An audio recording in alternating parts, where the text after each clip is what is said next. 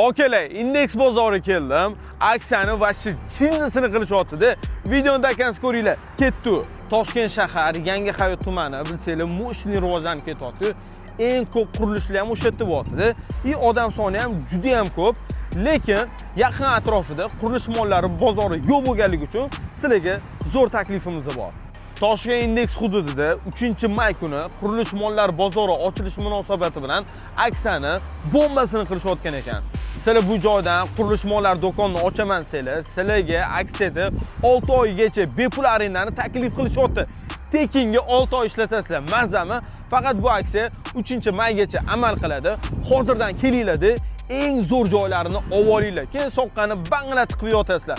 Okeylar, 3-maygacha hali bor. Sizlar do'konni ochib, remontli qilib, bemalol ulgurasizlar. Arendani kuni bo'lsa 3-maydan keyin hisoblanadi.